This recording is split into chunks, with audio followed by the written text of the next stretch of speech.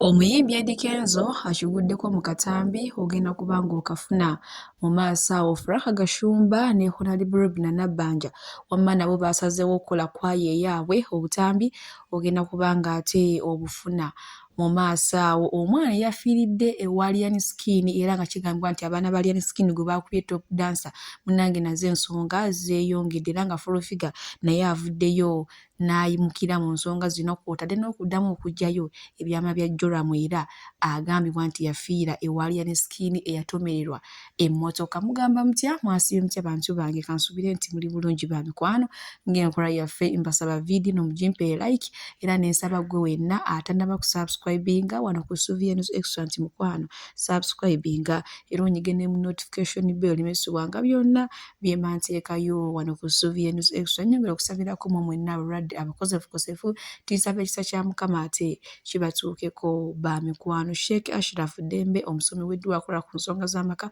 oyagala kufuna butuuze bweru mukubireko agenda kuba ng'ate akulombera eddwa. Munange sigenda kulwisa era nga nkutandise ne Ryan Skin nno nga kigambibwa nti abamu ku baana be oba eggaali ye kwe kuli omuvubuka Abu ono nno nga yakubye ffaani wa Ryan Skin amanyikiddwa nga top dancer munnange n'afiirawo. Kino nno nga kinyizizza abantu bangi nnyo n'okuba tewali poliisi evaayo kola ku nsonga zino. Kati Full Figure alina wano ebigambo ye nga ye byavuddeyo n'aweereza kale era nga ne famire eyagala obwenkanya egamba omwana waabwe tagenda kufiira mu bintu ebitategeerekeka eby'ekisiru mbu olw'eddalu kivuka gwe wayita kigo kisiraani gwe wayita kigo kikolimo gwe totufuukira kizibu nnyo mudayo eri nnyo kakuzayo gye mwatundanga bagi n'embizze kiboga okusinga okufuukira abantu ekizibu nnyoko wali akutunda talina takugambako kubanga walagi yabeetemba emitwe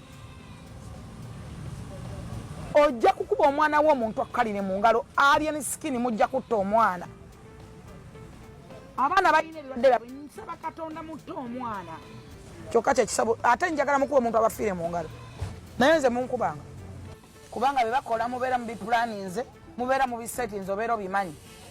Ryan Skin singa tokoma ku bavubuka abo mugenda kukuba omwana bafiire mu ngalo. Full Figure bw'ati omunnange bw'avuddeyo okwogera ku nsonga z'omwana amanyikiddwa nga top dancer abaana ba Ryan Skin gwe baakubye kubanga tannaba kufa yayogedde nti Abu yakoze eki yamuviiriddeko munnange ate okufa takomyeko no n'ebyama bya Joram akyabigirayo ddala banaaki saawa zonna birindooza birivayo manyi bagamba amazima go tegeekweka. Sooka olaba akatambi wano ate era nze nkongerayo n'agaleero. Kale Full Figure yagamba abaana bano bayitirizza effujjo ate nga bwe tewali abagambako naye babikola ebintu bisigala. Lwaki famire esaba ngoye zokka? Lwaki famire yali ebagaanye okutwala omulambe w'abajola? Lwaki yali egugaanye? Mujjukira nze nagenda ensambya tewaliiko nendaba akulira omukyala amuyita Sister Asumputa yakulira eddwaliro eryo lyonna yakulira abasawo bonna yakulira buli kintu awo bamuyita Sister Asumputa. Njagala walawo omuntu omu agenda ensambya abuuza Sister Asumputa babuli omwana we kyeyafa Joram. Lwaki nyina famire ya Joram yali bagobezza omulambo? Lwaki yali baganye kulinnya mu maka ennansa naawo? Lwaki yali baganye? Era singa teyali seeka ya Sini yatuwa milioni 10 ate ne manager mwe n'azibba n'abawako 3 million. Yes, ya Sini wa Am Enterprises yatuwa milioni 10 nga family ekutte wansi ne waggulu. Ate manager n'azibba n'abawako 3 million. Nenda n'azezibika. Lwaki munyonyola nfa Joram mu ntuufu? N'amalalo mugato gagendako. Bwe najja luzira wangamba ki? Embeera bw'ekyo munnange bw'ekyo bweri era nga ye omukyala Jennifer Full Figure Nakangubi talina kalungi konna kayogera eri Ryan Skin agamba nti abaana be balina effujjo. Naye munnange ennaku zino tubadde twasiriikiriramu nnyo ko ku fangoni nga tewakyaliyo ffujjo bweriti naye oba ate bino ate byavudde luddawo omwana w'omukazi n'afiira mu bulumi naye nga yo famire eyagala justice. Munnange bwe nkongerayo ewa Bad Black tumanyi bulungi nnyo naye emikolo gimuwuuba okitegedde ekintu ekyo munnange nno avuddeyo n'asaba mwe mwenna abantu abamanyi ku nsonga zino abamanyi ku nsonga za family planning avuddeyo n'atutegeeza n'agamba nti omwana we yamulabidde ng'obudde bukyale kino ekintu kulabira okuddamu okugenda mu piriyodi mangu nnyo ojjukira omwana we awezza kati emyezi 2 naye munnange yamulabidde kyokka ng'ate omusajja siriimu dda litamuweeza ye buli lunaku buli kadde buli wamulabidde abeera ayagala kati ate ye bambi tayagala ndowooza kuddamu kufuna lubuto lwamangu ngo ndowooza oba engeri gye bategeka n'emikolo kati agamba gwe wenna amanyi family planning munnange osobola okumuyamba mbu kuba ye tamanyi bikwatagana family planning akageri ke yafunanga embuto bannange bengi byayogedde kale nga nammwe ate bwe mulabaawo bw'avuddeyo ne yeekubira enduulu munnange bwe tweyongerayo ewa Eddie Kenzo ono nno olunaku olw'ejjo naye yabaddeyo ne mukyala we minisita Nyamutooro n'abantu abalala naye akatambi ako kalabikiddwako Eddie Kenzo ng'alinga ng'eyeraliikirira ng'alinga ng'ali mu nnaku era abantu ne bagamba ssente zo muzirya naye munnange zibasuuza kutebuuke kati sookolengera ali mu bantu naye ebirowoozo bimuvuga sayidi na sayidi munnange avuddeyo n'ategeeza n'agamba nti ye ali bulungi just awo abadde akutamyemu bukutami era ng'omuntu wa bulijjo naye nga bamu ku bagenze ekololo munnange yo vibe yabadde y'amaanyi nnyo ddala ngenda sobola kulaga akatambi maaso wano ate tusobole okweyongerayo ba mikwano n'agaleero yo vibe tulina kikugamba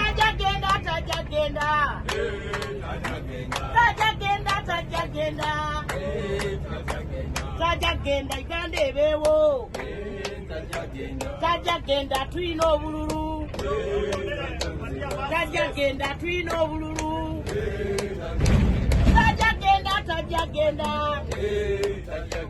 tajagenda ng'akyasobola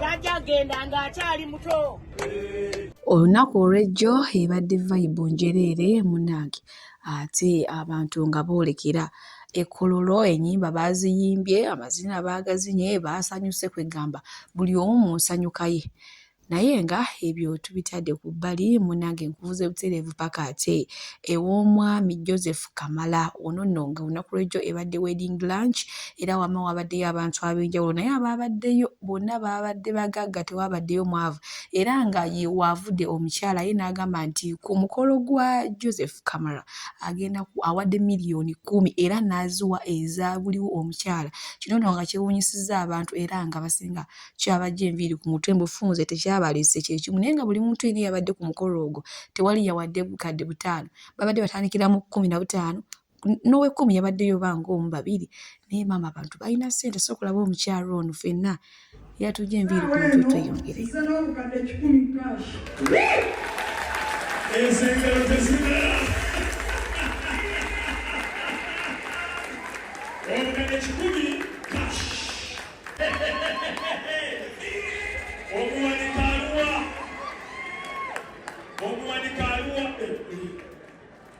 zizo zigenze kati nsaba azeeko saagala okukenya wansi wa byebyo nno ebyabadde ku wedding lunch bannange amazima abantu bo balina ssente era oba oliyo ng'okaaba mukwano nga n'ekyokulya kikubuze ndowooza olina kabira mu kasonda k'enjuyo nga tewali n'omu akulaba oba ogambanga nti nasuze togambanga nti twasuze abantu boogedde ssente nga tewali n'omu yadde agamba bukadde 5 bannange naye nga ye nnyini mbaga oba nnyini mukolo naye muyina mu maaso wano ng'ate ayina by'atugamba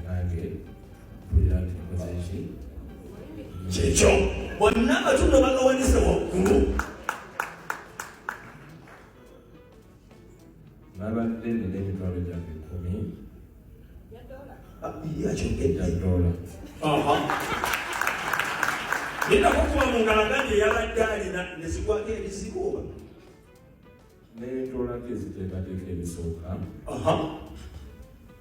netukozesa emitwalo 4 emitwalo 6 balance nomuze kuba balance yewali mukashi agenda kukola mukolo guno nateeka mu mukolo guno naye ngaekyamazima tamala mumukubireko mu ngalo ez'amaanyi munjogera emyangu kapito bwe tulinawo wa mitwalo 6 atandika omukolo gwaffe dola naye netulibula mu Uganda ate nabeerwa ennaku zino owerabye ebintu bwennina wasoma n'odda ne mukati kamalawo wennyini wayimiridde Biya by'emikolo nga tubitadde ku bbali nkubuze buteerevu paka ate wa Stesha Mayanja era nga y'omu ku baasanyusizza abawagizi b'ekibiina kya NRM wali ekkolo naye munnange Stesha Mayanja tumanyi bulungi nnyo nti naye yali yaggulawo ekibiina naye munnange abantu abamu kyabennyamizizza era kyabeewuunyisizza era nga kibaviiriddeko okwogera ebisongovu okulinga Honorable Muhammad Nsereko agambye ye kyalaba etakisuubiranga bingi byayogedde ku mukyalo nti ye amagezi g'ayina amanyi kuwuuba mabina gokka banake obusungu bungi nnyo ku sayidi ya Honorable Muhammad Nsereko kuba ye aba etakisuubira nti nno omuyimbi ono eyavaayo n'akakasa abantu be nti naye afunye ekibiina ate okumulaba ng'ali wali ng'ate ali mu kunoonyeza gye yabadde akalulu kale katubirabe era akambasimbire wano Mukama abampeera kyonna kye musinga okwagala. Ebo tunuulira ono wa kabina agenze n'okuyimba n'ayimba leero rubbish, very stupid. These are the idiots that make the opposition look bogus. Mboyo nayo opposition kino ekiwala ekiyimbi ogamba you president of the party ogenze kuyimba candidate wo bali mu kumunominatinga oyimbira presidential candidate mulala, making us look as a bunch of jokers. Why are they using musicians in such a manner? Kigenze kiwuuba akabina n'akatambaala ku stage bwe bakiwalampa abasajja. Very stupid. Making a fool about our Islamic religion n'obusiraamu.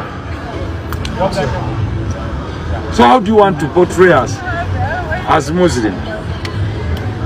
Kimazaawo kizeeyo era kiri mu kuyimbira President Museveni. Very stupid. Then after that kigamba mulonde President Museveni. Then tekyale byaleeta n'emikono egitawera naye bwe kyagenze ne kiyimbira Museveni kino ekiwala kya kabina ne bajjano ne baga nti candidate wakyali nominated. So President Museveni asuubira tugenda naffe tumufukambire nga bano abamufuuyira akabina ku stage. So what do you mean you are not happy with the process? Who is there in the process anyway? The one you are... Which process are you talking about? You are coming into.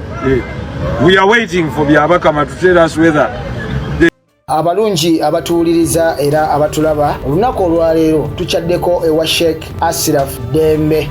Sebo nsanyusa okubalaba. Amannya agange Yeze Sheikh Ashraf Dembe akola ku bizibu by'enjawulo. Omuntu singa aba alina ebirwadde tumusomereddwa, tumuwa amazzi ga lukuya nga bw'obadde ogalaba, tugenda abantu ku kyoto ne twokya emizimu emibi egibabaamu n'okulomba edduwa. Abantu singa abeera ng'ali wano atuuse sobola okumulombera edduwa, ne waba atatuuse nga mpadde amannya ge naye ng'ali wala. Neetaaze enamba yange yeeno eri 0701763711. Nammwe bannyinaffe abali ebweru oyagala okuba nti oyagala okulombera ku dduwa ng'olina ebizibu, viza zibuze, amaka gakolongotana, sente zikola zimpita mu ngalo, ojja kumpeereza ekifaananyi kyo n'amannya go, ebyo byokka bijja kummala. Nja kukulombera edduwa, ojja kutereera. Olunaku olusembayo mu mwezi mba n'edduwa eyawamu ffenna n'abalwadde bange abakadde n'abapya. Salaamu alaikum warahmatullahi wabarakatuh.